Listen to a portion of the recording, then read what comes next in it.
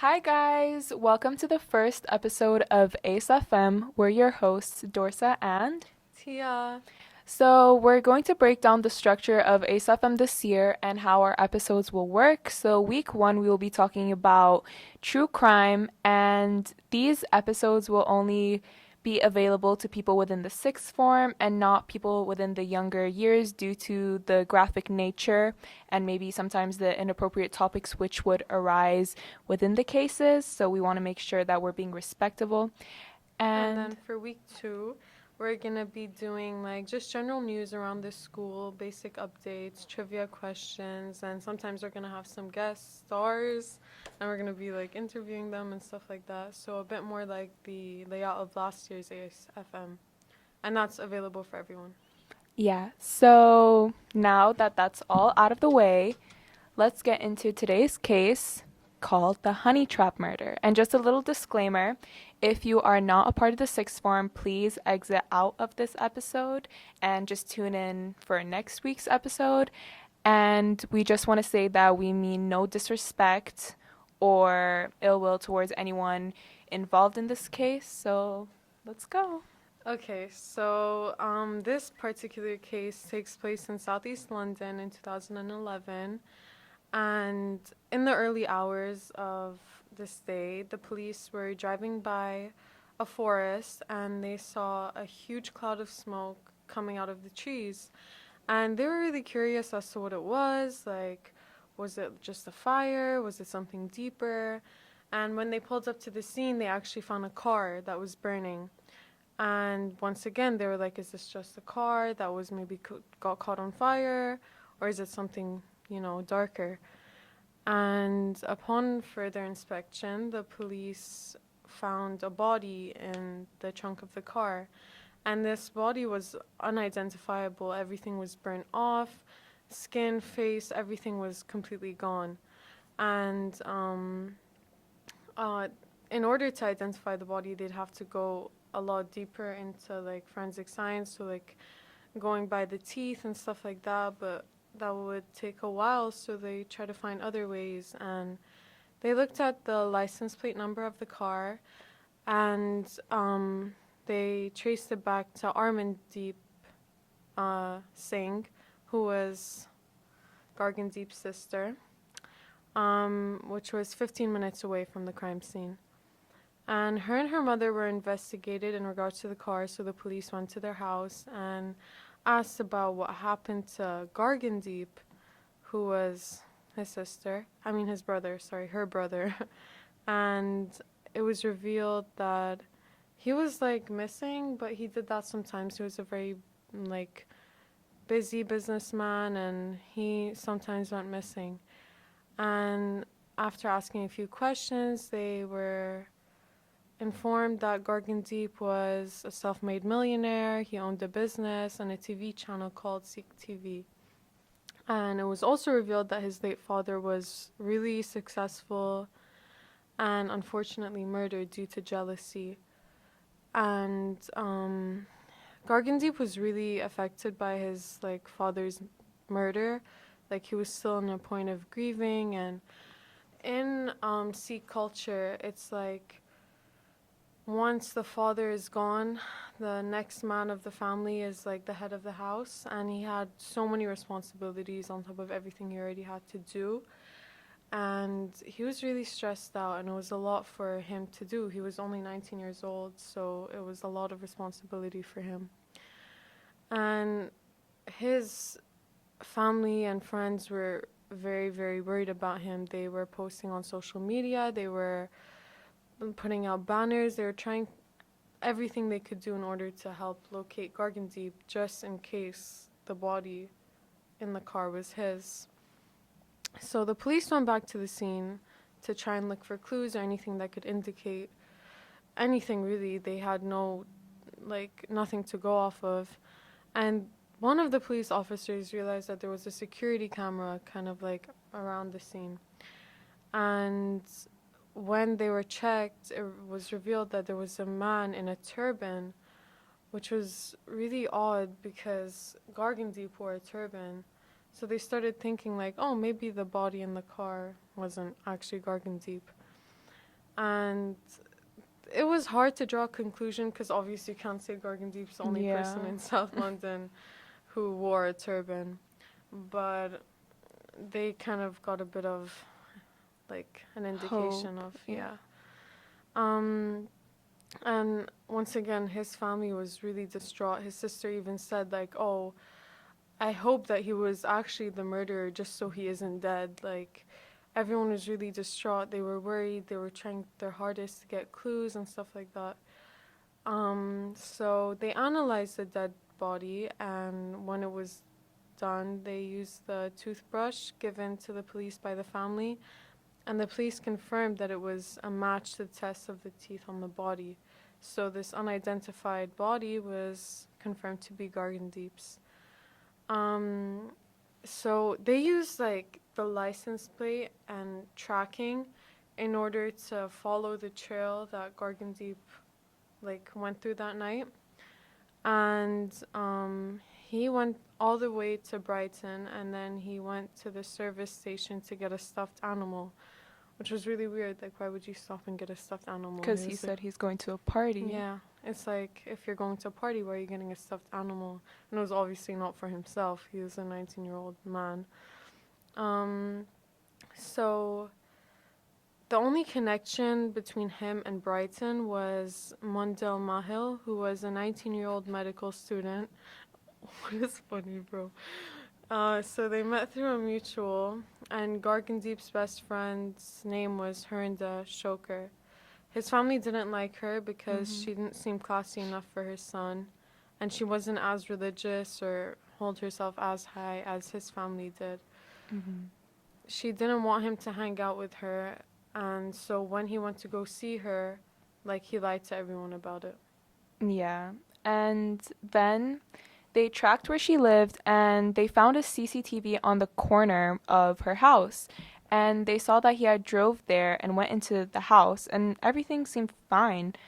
And when the police told the family about this and how he had went to see Mundil Mahil, the first story that Armandeep told the police she had a confession to make. And it was that she had called Mundil to ask if she had seen her brother. And she was just calling around all of his friends and she was just trying to get any evidence of his whereabouts or if they knew anything about the case. You know, she's a worried sister. And the initial story that Mundil went by was that she didn't see him and he did come by, but he only stayed outside of the house and he never came in and they just spoke. And then the police went to Mandil Mahil's house and they had realized that she had fled. And they started asking questions with her about who she was as a person or if anyone had seen anything on the day of the crime. And a neighbor said that they heard a commotion and they saw two men carrying a big bag into a car. And in this moment they couldn't really interfere out of like fear for their own life and safety, so they decided to take down the number of the number plate, and it was a match to Armandeep's car, the car that Gargandeep was driving that night. And her flatmates had said that they didn't know much about Mundil. She was kind of like an introvert, like she kept to herself. And one of the roommates said that she did speak to Mundil and she was kind of like a therapist friend to her. And she just said that she would just help her and she was like a helpful person in general. And also, her flatmates had said that Mundil had gone to pick up these two men on the day of the crime. And when they looked at CCTV footage of the Brighton train station, this was confirmed. The two men were Harinder Shoker and Darren Peters, and Darren Peters was one of Harinda's friends. And Harinda Shoker was known to be best friends with Gargandeep. So the police were very confused on why he would kind of take Mundil Mahil's side or show up and do such a heinous thing to his best friend who helped him financially. It was like Harinder Shoker was his little brother. He was Gargandeep's best friend and he had helped him with everything. When he didn't have food, he gave him food. And the police were really concerned, but when they looked deeper into the case, they discovered that Harinder Shoker also had a really big crush on Mundil Mahil.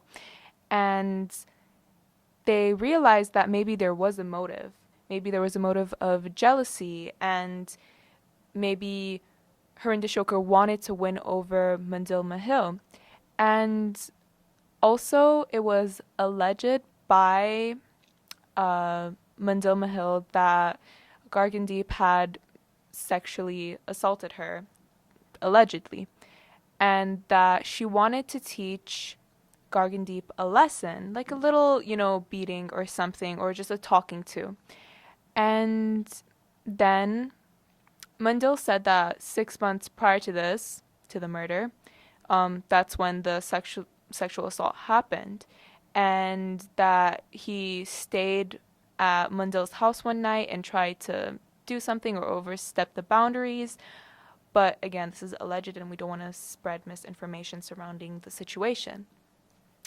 And then she changed her story later on, and she said that she was calling the police after fleeing, acting as if she was a concerned friend, someone who wanted to look out for the safety of Gargandeep and just help the police with the case. But the police weren't buying any of it. At that point, they were like, we know what's going on. And Mundil Mahil emphasized on her story of how she kept asking Gargandeep to leave her alone and how she just didn't want anything to do with him. But the odd thing was that the night before the murder, she was the one that contacted him. Mm-hmm. So the police were like, that's odd. Why would you contact someone who allegedly did something, who did something so terrible to you, and you want to make amends meet? But then that's where the police see this as a honey trap murder, using Mundil as kind of this decoy to reel Gargandeep in and kill him. And Gargandeep went to Brighton believing that he would make up with Mundil Mahil, but there was a much darker reasoning for why they wanted him to visit. And then it was discovered that Harinder Shoker actually was on a call with Mundil when he had attacked Gargandeep, him and Darren Peters. They had beat up Gargandeep to the point where his brain was actually so swollen in his skull, and one of his eyes was just like punched inwardly in his skull. And he was on a call with Mundil when they were discarding of the body and when they put it in the trunk of the car. And he had said that he would do anything to be with Mundil. He was risking going to prison for her, and that's how much he loved her. And he had said that he would do like 21 years for her in prison, like no matter what. And it was also discovered that they kind of kidnapped him in his own car. So they drove the car while his body was in the back. But the thing that they didn't know was that they didn't beat Gargandeep to death. He was actually conscious throughout the whole thing. He was just like knocked out.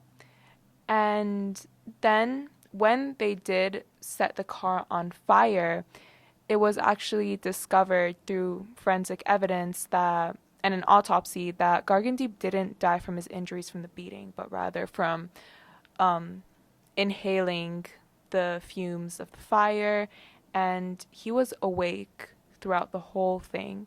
So he became conscious as the car was burning up. And the police also looked at the timings of their texts, and it was just as if they were setting up this perfect crime. She was texting Gargandeep, like Mundil was, saying, oh, like, I can't wait to see you. How long away are you from my place? And then she would go to Harinder Shoker and be like, okay, he's like 5 minutes away. Where are you? And Harinder wanted so badly to be with Mundil, as I'm emphasizing, that he was willing to murder his own best friend. And Darren Peters was seen as a very random person to be involved in the case. They were like, you're Harinder Shoker's friend. Why are you here? And it was discovered that he was a violent person and he was not necessarily the smartest, so he was like easily like to persuade, like come tag along. And he probably got called along because Harinda panicked about beating up his best friend, and also Gargandeep was much like bigger than him, so he's like scared that he might get beat up and lose in front of Mundil Mahil and look like a loser in front of the girl he really likes. And then they found out that they had to convict these two. They had to convict everyone involved within the case, but how would they do that? Because there is so much evidence, but it all is dependent on the jury, on the court, and this case was just very difficult to wrap their heads around. And in December of 2011, they were put on trial for his murder. The judge even called Mundil manipulative and deceitful for the whole facade she was putting on as being a concerned friend when she contributed to luring him out and to get murdered. And then they all pleaded not guilty, which was very odd. And Harinda was given 22 years for murder because the judge had heard the phone call where he had stated to Mundil that he'd do 21 years. So he's like, I'm going to give you 22 years. And Darren Peters was found guilty of manslaughter and he was given 12 years. And Mundil pleaded for a smaller plea of GBH, so grievous bodily harm with intent, and she got 6 years but got released after 3 years for good behavior. And Armandeep and her mother were outraged. How could Mundil plead for a smaller sentence when she contributed to the whole thing, and also she has to get the same amount of responsibility? So it's that line of like, where do you draw it? Where do you set the boundaries? And when Mundil Mahil got out, she married a high up Labour politician, and her husband actually became the mayor of Redbridge, which is an area in East London. And she then became mayoress, and Gargandeep's sister was not having it. She was appalled that someone who had done such a heinous crime and act against an innocent person was in this like position of power and authority. So she started calling up politicians in the area. She started putting up banners and posters and trying to get this information out, and this information started getting out to the media, and they started shedding light upon a case that had happened previously to kind of hold Mundil accountable for her past, because you cannot forget what she had done. And a week later, after Mundil's husband was elected mayor, he stepped down and said that he wanted to kind of not shed light on false accusations surrounding his wife, and he wanted to protect her. But it's like, how is it false accusations when she went to prison for it? And overall, in the end, they did get justice, which is the best thing possible out of a case. And yeah, that was today's case. Thank you so much for watching. AceFM episode 1, yeah. And tune in next time for our just world news, general knowledge, and maybe we'll have a surprise guest too. Bye.